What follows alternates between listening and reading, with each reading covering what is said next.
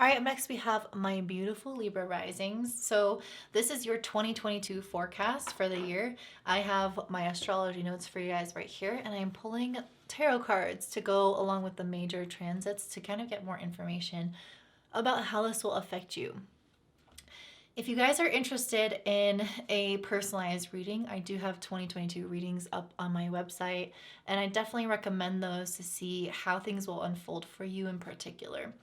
These general readings are amazing, of course, but they are general, and so I highly recommend checking the specific ones for you out in the description box below. So I want to start off how I've been starting off all the groups, which is looking at the nodes. So the nodes have been in the Gemini and Sagittarius, and now they are finally shifting into Taurus, the North node into Taurus and South node into Scorpio. So that means it's going to have the North node shift into your 8th house, and the South node shift into your 2nd house.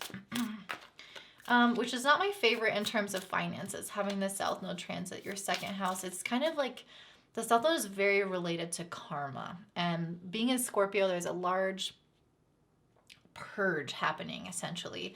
So I definitely feel like, oh, and as I say that, I pull these cards. I just shuffled the deck, and these came up in another group. But definitely this kind of purge in terms of like your self-worth, your confidence, how you value your work, how you value your skills and your knowledge, how you price things if you're a business owner, or how much money you tend to manifest or attract as an individual, how you manage that money, how much money you think you deserve, or like your rich set, like mindset, essentially. So like your set point. We all have certain set points that we kind of hover around and maybe gradually shift around them up and down. But generally we have certain beliefs about ourselves that keep us at a set point. With the South node in Scorpio in the 2nd house, and this is fully moving into there on January 18th. So it's going to be there from mid-January for the next 18 months. And so you guys are really having a hard look at those areas of your life in which you might have had a certain set point that doesn't actually reflect your worth, and it needs to be reset. And so I really feel like that's happening with this Ten of Swords, the World, the King of Cups. I feel like this is talking about the South node, and this is talking about the North node. So we'll talk about the South node first. The Ten of Swords, the World, the King of Cups for the South node. This is some ending of a cycle, and it might take the full 18 months for this cycle to end. But I feel like you guys are coming into a higher degree of self-worth and self-love that is going to help you manifest and attract the finances that reflect that. The World card, to me, with this Kundalini energy, is indicating this long ongoing cycle of maybe being, stuck in a certain like way with money or relationship with money that is now being challenged based off of a new relationship with yourself. So all those things are really interconnected, and I see kind of an ending to how you once related to yourself and to money, and an upgrade or up leveling to more confidence and more love. And with the North node in the 8th house, this is a little bit of a challenge to have a focus on. The 8th house is about the way that we rely on people, the way that we have to be vulnerable with others, the way that we are intimate, that we need others for financial support. So you guys might find that other people are giving to you a lot this year, and you might have to enter into that dynamic of being the receiver, and that can be uncomfortable. That is a potential. It's also a good time with the North node and the 8th to have certain investments. I mean, we will be having eclipses along the 2nd and 8th house axis. So it's a time in which we're going to have a lot more change in those areas of our life. And so you guys might find that you have more investment opportunities or more like inheritance coming your way. So certain things about shared resources or money coming to you from not places where you're just working your 9 to 5 or working your business. Like, yeah, money coming to you from other places than you're used to, from other people or homes or dynamics within the family. And so I can see that being a little bit of a source of tension, because the 8th house has inherent difficulties in it. The 8th house is a house of endings, of rebirth, of sexuality, It is a house where we face a lot of our traumas, where we face a lot of our fears and insecurities that develop from those traumas. So we're kind of storing a lot of negative energy as well as vulnerability in that area of our life. And so to have the North Node there is saying that you are meant to push your boundaries a little bit and to explore that side of your life in a way that makes you feel uncomfortable. And I see that with the Nine of Swords. The Nine of Swords is about imagining a nightmarish scenario, if not experiencing a nightmarish scenario. And the 8th house is actually associated with nightmarish scenarios or even death or crisis. And so you guys might be faced with a little bit more of those kinds of circumstances this year that's opening you up in a different way than you've done before. I'm not saying all of you are going to step into a crisis. That's certainly not the scenario. For some of you guys, you might just receive inheritance and have family members fighting over it with this 5 of Wands, and it gives you anxiety and you're not sure if you even want to participate. That could be an example of this. Or it could be seen as you entering into a relationship with somebody, but you have anxiety about it because of your past traumas, and you maybe don't see eye to eye around certain things, and so you're not sure if you want to continue that relationship. So there's like certain elements that you're meant to explore here that is going to trigger you and bring up a lot in relation to others, as well as others' resources and just sharing and vulnerability. And so I do feel like a lot of you guys are going to experience some inner conflict as well as maybe even external conflict around those topics. And with the 4 of Cups, I feel like the universe is giving you this as a blessing, even though it doesn't look like a blessing at the time. So you guys might want to push it away. You guys might not be comfortable with it. You guys might feel like why is this here to torture me? And it's really not the case. With the 4 of Cups, this is a blessing. This is here for emotional fulfillment. And this person is turning away from the cup, which means that some of you might not understand that this is a blessing, or you might not accept a certain blessing that the universe is trying to give you through the difficulty. So maybe they are trying to give you a relationship and you're saying you don't want it, or maybe they're trying to give you an inheritance or you're saying you don't want it. I don't know who would do that, but this is kind of vibe of like rejecting what the universe is giving you. So this could either be like literally not taking it, or you're not understanding the gold within the difficulty or the gold within the shit, essentially. So that's kind of what I'm seeing. The North Node in the 8th house is definitely a lot of psychological work. It definitely takes a lot of patience and understanding with yourself, and it's a great time to have a therapist, you guys. Okay, let's take a look at Jupiter now. So Jupiter is entering into Pisces on December 29th. It will maintain its presence in your 6th house of work, health, daily routines, and it will stay there until May, where it's going to dip into Aries for a few months, and then it will come back into Pisces, back into Pisces in the 6th house for the rest of the year. So you guys, what can you expect from Jupiter? Because Jupiter is thriving in Pisces. It loves to be there. And in the 6th house, I feel like it's going to help you guys a lot in your work. It's going to help you guys get better with your schedule, get better with your health. With the 4 of Pentacles, you might even get better at saving money a little bit. Because the 6th house I see a lot of times as some point of like self-discipline where we have to show up to responsibilities. And so I feel like Jupiter here is going to help you guys make responsible money decisions. With the South Node in the 2nd house, that's already something that you're working on, is your self-worth, overcoming any limitations you might have around finances mentally. And then with Jupiter in the 6th, it's helping you develop more of like the daily responsibilities or the daily grind with budgeting and with money management. And so I think that's one of the blessings here specifically, is helping you guys just feel maybe more secure within yourself as well. So maybe if it's not finances, it's you like maintaining certain aspects of your routine or schedule to feel secure. So like having a workout routine making you feel more confident, or having like a really good sleep schedule making you feel more mentally healthy. Something about this is grounding you, is like providing you stability. And that's what Jupiter in the 6th is doing through consistent action and supporting you developing those habits. With the Page of Swords and the 5 of Swords, I think it's also helping you really resolve any past conflict.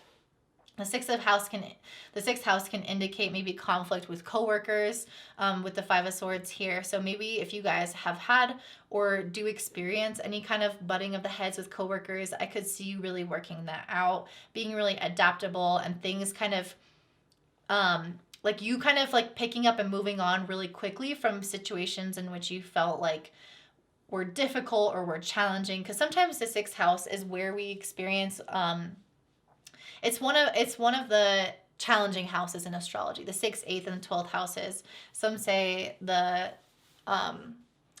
second as well, which I don't agree with. But anyway, so the 6th house is one of the malefic or challenging houses. And so there can be with the Five of Swords an indication of some of those challenges, like mental health issues, fighting with people. The Five of Swords is a lot about mental health specifically. Like, I had this issue with someone, or I had this circumstance happen to me, and now I have to like pick up the pieces, and my mindset is kind of like negative or is kind of challenging me. So having the Page of Swords here is giving me this like agile, adaptable kind of mind where like, okay, yeah, this thing happened. My first thought was negative, but now that Jupiter's in the 6th house, I'm going to turn this around. I'm going to change my mindset. I'm going to work with my mind to actually stop the natural flow of thoughts that maybe once were against me. And so it's really helping improve our mental health there as well. But because Jupiter is moving into the 6th, that means it's leaving Saturn alone to its own devices in Aquarius in the 5th house. And so what do we want to say with that? Because the 5th house, Saturn being in a house is asking us to become really responsible, really diligent, and put a lot more effort into that area of our life. What's interesting is the 5th house is about pleasure. So normally you're not associating responsibility and effort with pleasure. Pleasure is something that just comes to you, right? Like you have sex and you enjoy it. You go for a drink and you enjoy it. You travel and you enjoy it. It's not as much about the planning or the thinking or the deciding. It's like all of the joy is coming from the kind of spontaneity or the lightheartedness. So with Saturn in the 5th house, it's an interesting combination where maybe you have to put more effort into finding that pleasure or joy, or pursuing hobbies that don't come super naturally to you, like becoming diligent about creating time for those hobbies, becoming diligent about creating time to have pleasure in your life with a partner, with a friend, or with yourself. Like it doesn't matter, but there needs to be some element of like effort and showing up to that area of the life that's usually flowing. With the Ace of Cups and the 6 of Pentacles, I think for a lot of you, it could be around dating and romance, putting more effort into creating equal balanced relationships, attracting partners who show up in a really giving, loving way. And if this is friendships, it's about those connections. It's about putting effort into finding and cultivating healthy relationships with people where there is a balance between both individuals. Are you guys uplifting each other? Do you guys have ways in which one of you struggles and the other thrives? And so you can balance each other out and help lift each other up. That's what I'm seeing here. And the Saturn the 5th is saying that it does require effort, attention, diligence. And I just saw 1313 on the clock. So you guys are absolutely going to do this through divine love, through the divine feminine. So I think maybe some of you guys might even have to work on receiving pleasure, receiving joy, finally be giving back to, finally be filled up your cup, because that's what the feminine is about. It's about receiving. And this is the Ace of Cups. Like I feel like people are overflowing with love and trying to give back to you. And so some of you guys need to learn to accept it and not block it off. With the South in the 2nd house, sometimes we can block off those blessings because we feel like we're not worthy. Even if that's really, really, really deeply embedded in us and we don't consciously think that, there is oftentimes an unconscious feeling that we have to return everything that's given to us, or that if we receive something, it's like it's bad and there's a debt or anything like that. And so I think you guys are going to be asked to work on that a little bit as well. So in terms of lucky months for you guys, it looks like September and October are really good months. That's when the sun is in your 1st house and Venus is in your 1st house. So you guys have more opportunity to make great work relationships, to make relationships in general, to create more finances, to have more attractiveness. These are your months to create change, to gain clarity. It might not always feel perfectly amazing, but it's a time of prosperity in general around your birthday if you're a Virgo sun, but it's really more so for like your rising sign.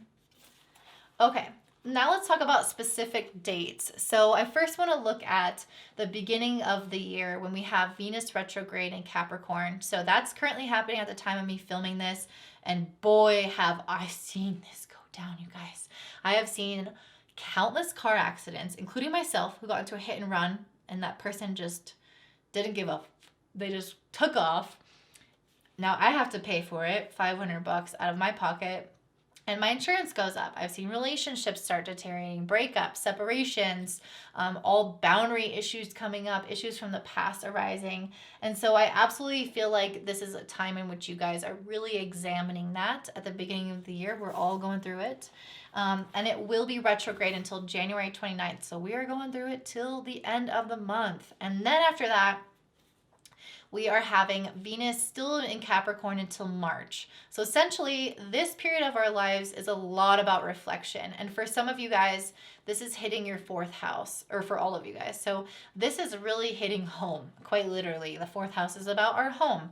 And so some of you guys might really be diving into kind of like how you are affected, how your relationships are affected by the way that you grew up. Because the 4th house is our childhood. It's the way that we were nurtured and cared for by our parents. And our childhood then imbues upon us or is embodied by us in a form. So like whatever sign you have on the 4th house cusp, whatever planets you have in there, it not only shows the way that you were parented, but also a part of your innate emotional nature. And so having Venus retrograde through here is having you start to question your relationships, your money, and how that has been formed or affected by your past and your history. And so it's a time to go really deep emotionally. It's a time to maybe examine issues around your family members or issues around your home, to kind of look at that in relation to finances or relationships as well. And let's see what else. I'm going to pull some cards for that. I have the Queen of Cups and the Page of Wands. So some of you guys might be just kind of exploring some new passionate endeavors that feel really exciting to you, but again, needing to examine the emotional undercurrent of those. So the Page of Wands can want to kind of dive right into something, and it needs to also keep in mind the heart with the Queen of Cups here. Like, is this actually how I want to feel long term? Is this like sustainable? Is this thing that I'm passionate about good for me? Those are things that you might start examining, and maybe where you might gravitate towards people or things or money spending habits that are a little bit self-sabotagey or that hurt you in some way or are not uplifting to you. I think a lot of those things can be examined, and specifically tying it all back to childhood.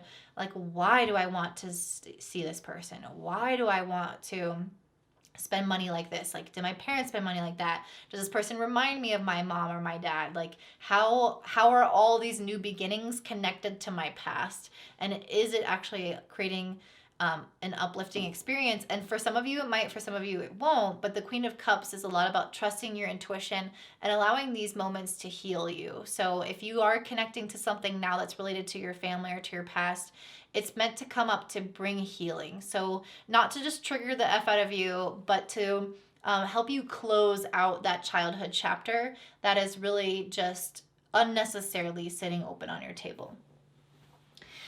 All right, so now let's talk about March 2nd. We're going to have Venus conjunct Mars and Pluto all in the 4th house at 27 degrees of Capricorn, which is just fabulous because that's where my sun or my moon is. So I'm going to feel that one.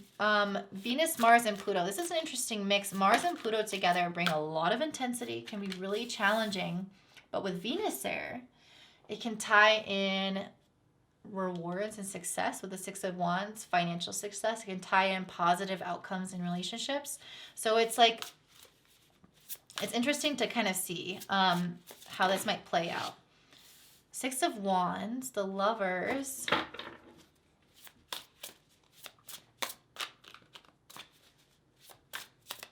Is there any other cards that want to come out? All right. So This is interesting. Venus and Mars are this really beautiful coupling of the masculine and feminine. So bringing them together is like mom and dad coming together to make babies. And then add Pluto in there, and it's like this depth, this intensity, this power to it. And so sometimes that can be negative because sometimes mom and dad don't get along and they fight, and Pluto just adds to that dynamic. But sometimes it can transcend this planet and it can take us to new heights. And that is what I feel like we're going to experience on March 2nd. I say we because I'm basically Libra rising. I'm at the later degrees of Virgo. And so you guys have Six of Wands, the lovers. Some of you might enter into a relationship. Some of you might be career success or money success, recognition. Regardless of what it is, I feel like it's this coming back together, the masculine and feminine coming together within you, the lovers, parts of you uniting and creating this level of confidence where you're ready to be seen, which is interesting because it's in the fourth house, which is so hidden. It's internal, it's behind the scenes. But I feel like whatever is happening for you guys around this date is preparing you emotionally and mentally to go out into the world and get some kind of recognition or to have some type of reward for a lot of the internal work that you've done. Because Venus retrograde and Capricorn with Pluto is throwing everyone for a loop. Internally, we're doing a lot of work. But on top of that, being in your fourth house, it's like this shit is going deep. It's going ancestral deep, childhood deep. It's like a lot of that work is really profound. And I think that it's all paying off by the time March 2nd rolls around. It's giving you guys this opportunity of feeling so on fire within yourself, so evolved that you are ready to step out into the world like this new person. And so I think that it could mean that you have a relationship or success, but it could also mean just like you internally are ready for that in your life. You internally are ready to step out as your best self. And it's because you put in that effort. Now let's talk about April 4th, where we have Venus and Saturn and Mars conjunct all in your fifth house in Aquarius. For that, we have the Ace of Swords, the Ten of Pentacles, and the Strength card. Every time I see a Strength card, I'm just like, oh, what are we struggling with, you guys? Like, what are we battling internally or externally that needs a lot of patience? And with the Ten of Pentacles, it's like this big vision that we are working towards, which is interesting because it's in the fifth house, which is all about creativity and pleasure and joy. And it's like the Ten of Pentacles is about career success and family and stability. And so these things, again, are just like not aligning as much.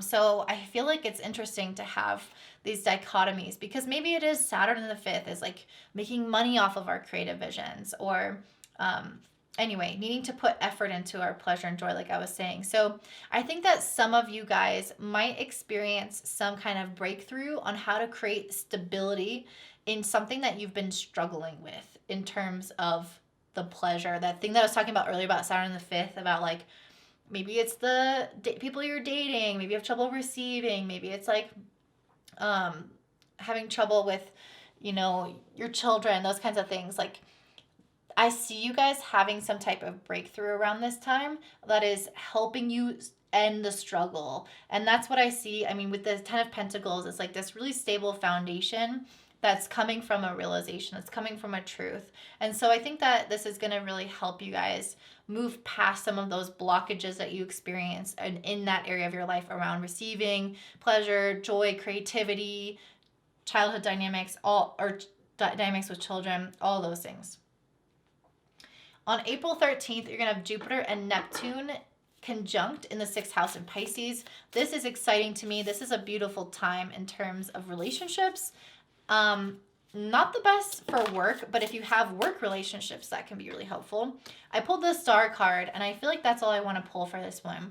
The Star card to me is telling me that there is a healing process. And the fact that this is happening in your sixth house, which is highly associated with mental and physical health, especially mental health with this card I'm feeling.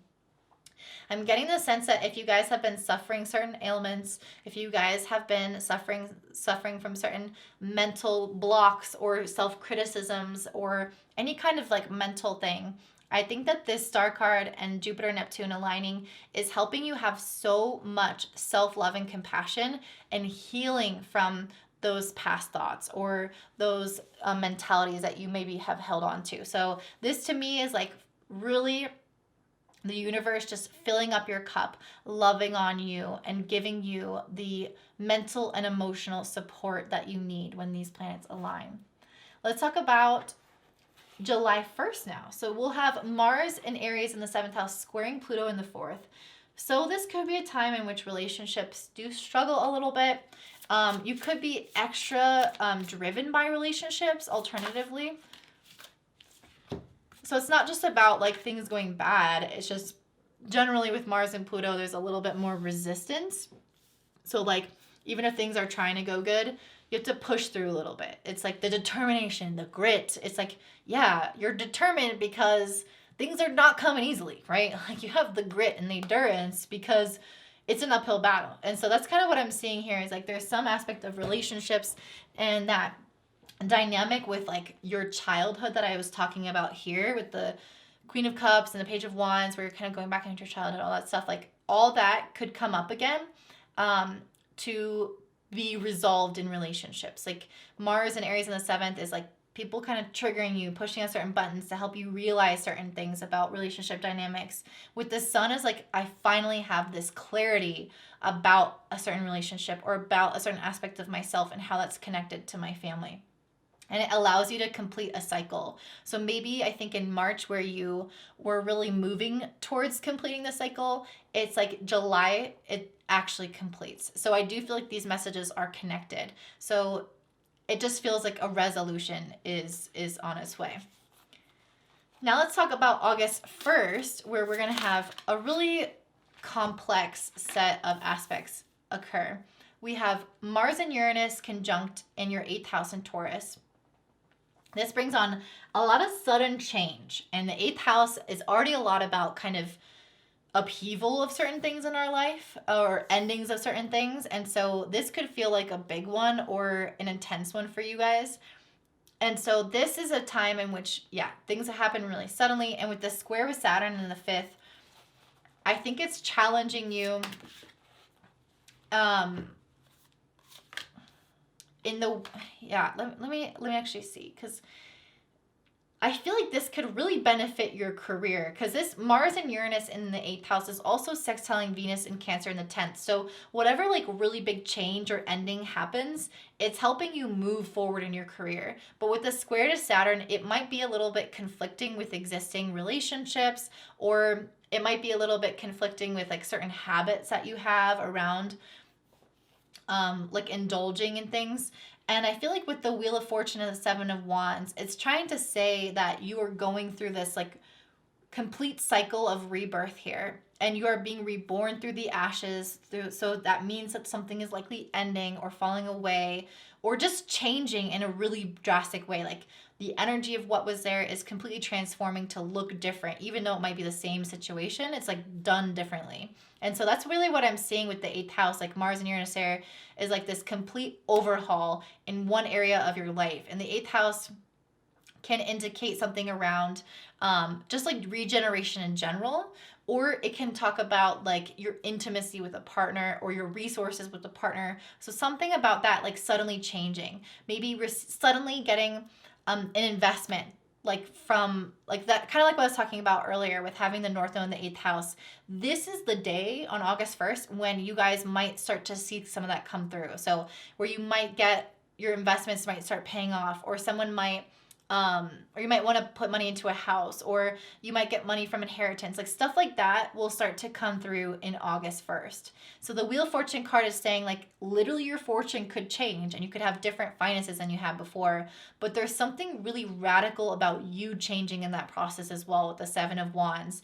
It's not just you guys receiving money and just like being the same person that you are and going on your merry way. It's like I am receiving this money, or I am now connecting with this partner in a different way, and it's completely changing the luck of my life. It's changing how I look at life, It's changing how I go about life. And that's the Seven of Wands, is stepping more into your power. From there, you can be the Two of Wands and the King of Pentacles, which is all about planning for the future, creating a really solid foundation. So it is possible some of this for you guys could be a loss, but it's like really powerful and very helpful to help you plan a different, more solid future. You end on the King of Pentacles, so it's ultimately a gain. So if it is a momentary loss, it's ultimately a gain. Or for some of you, it's a gain right away that challenges you to change as a person, to step up to this new level of responsibility and plan for the long-term future, especially around finances. It can be making a plan about your life with a partner or a plan about your finances, but regardless, it's entering into more stability, more responsibility. And so some luck could really turn around at this time, but it's possible with the Seven of Wands that it might not initially feel like the super lucky thing. Some of you might feel that way. Again, this is a general reading, we don't know. So that's what I'm seeing for that. Let's lastly talk about Mars retrograde in Gemini, which is happening on October 30th to January 13th. This is happening in your 9th house. Let me just clear these away. So a retrograde in the 9th house is giving us an opportunity to look at our vision, our beliefs, our perspective about life or spirituality, and maybe even like if you have any kind of connections to abroad or have been traveling or anything like that, maybe it's reevaluating some of those things. So if you're someone who likes to travel a lot, this is definitely your time to take it easy and not travel. Or if you are traveling, like to stay in one place. Mars retrograde is not the time to be very active. It's a time for us to reflect on our activities. So that could be what we believe in, our religious perspectives, what the vision of our life is, and like how we're working towards that in a practical way. Or it could be like, yes, what we learn or how we travel, like all those things are under investigation. And we're kind of asking ourselves, like, is that really what I want to do moving forward? Is that really like uplifting me?